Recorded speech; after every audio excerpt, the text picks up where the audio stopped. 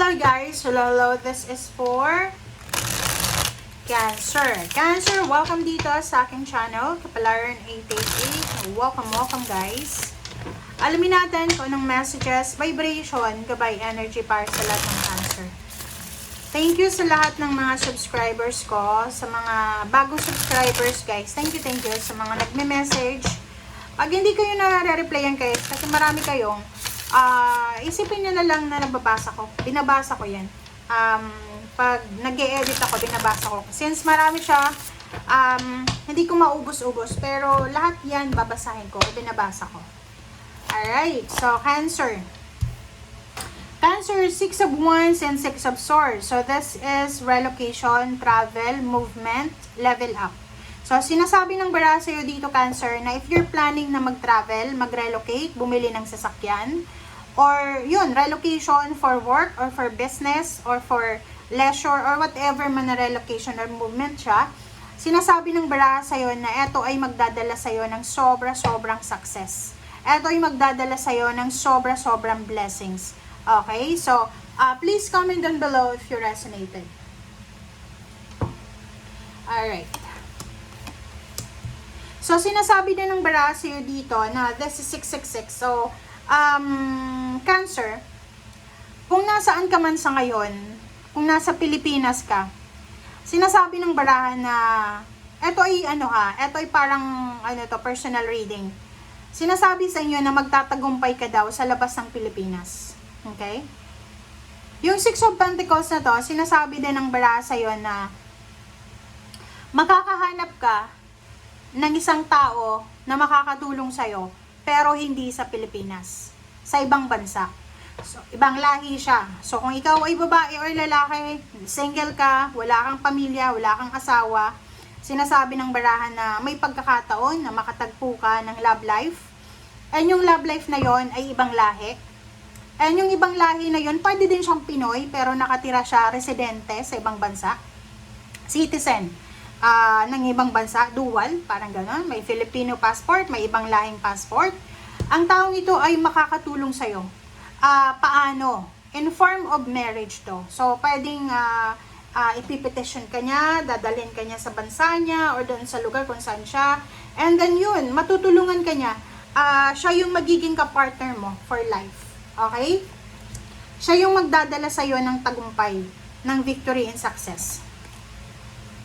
Okay, so sa nakikita ko sa'yo dito, Cancer, there's a 4 of Swords, King of Wands, and the Hermit. So, sinasabi ng bara sa inyo dito, kung gusto mo daw na magkaroon ng peace and harmony sa iyong career, kailangan daw na, kumbaga, yung career na gusto mong hanapin, or yung career na dapat mong hanapin, ay yung career talaga na alam mo, na gusto mo. Kasi minsan, may mga tao na, because of wala nang choice, kung ano lang yung available na career, yun lang yung papasukin.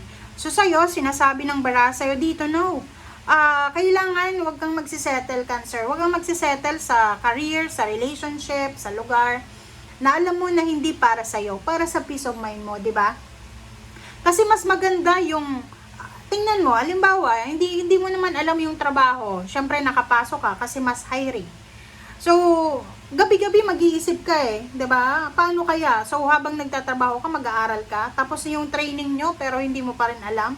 Kasi hindi naman yun yung craft mo, hindi yun yung gusto mo. So, dito sa barahang to, sinasabi na huwag kang magsisettle sa isang bagay na ayaw mo. Okay?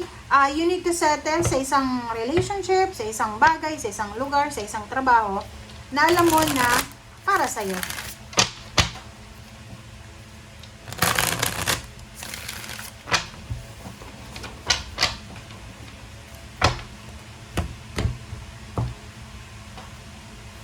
Okay. Cancer. Okay, first card natin, Cancer, is 8 of Gabriel. Diba? Isang napakabilis na desisyon ang posibleng gagawin mo na mabilis din yung resulta. Okay? Importante dito na open yung communication. So, yun na nga. Diba? Parang, like for example, isang desisyon na umalis, pumuntang ibang bansa.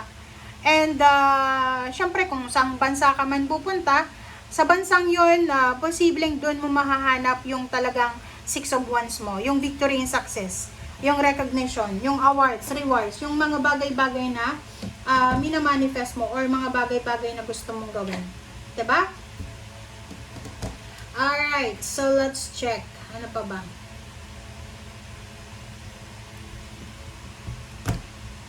Alright, Four of Ariel. Four of Ariel, guys. So, sabi ko sa'yo dito this is balance. So, sinasabi ng barahan na importante daw, Cancer, yung maging generous ka. Importante yung yung good connection, guys. Kasi alam niyo sa panahon ngayon, kailangan nating harapin yung katotohanan na pag wala kang connection ngayon, walang mangyayari.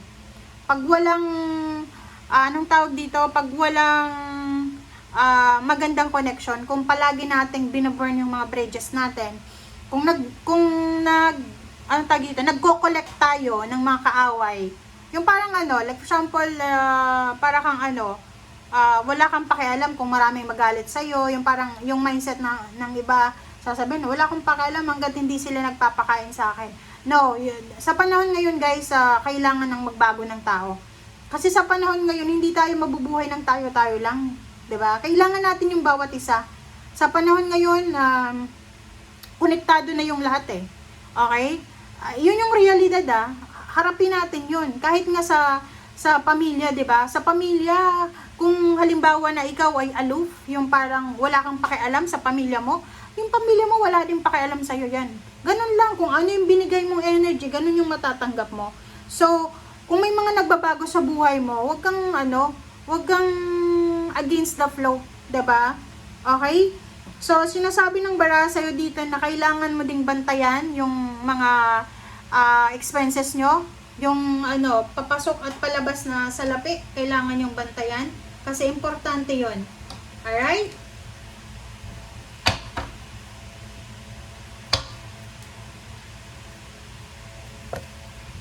Okay, next is Five of Michael. So, the situation doesn't serve you. Diba? So, sabi ng bara sa'yo dito, kailangan mong alisin yung sobra-sobrang expectation mo. Okay? Expectation, yun yung nakakasira ng buhay ng tao Diba? Wag tayong masyadong magbilang ng sisiw na hindi pa nga nahahatch yung eggs. Diba? Parang ganun lang yun. Release your attachment to the future, to the outcome. Hindi ibig sabihin na yung anak mo nag-aaral, makakapagtapos na siya ng pag-aaral kasi wala tayong control doon. 'Di ba? Huwag tayong masyadong mag-i-expect. Hindi ibig sabihin na yung anak lahat edukado, yayaman na yung parents. No, walang ganun. Okay? So dito sinasabi ng baraha, we need to face the reality. Okay? Be realistic, guys. Okay? Okay, Nine of Ariel. So yun, yung Nine of Ariel, your dreams are fulfilled. Kailangan mo daw ng hard work. So, sinasabi ng baraha, importante daw na you have balance sa mindset mo.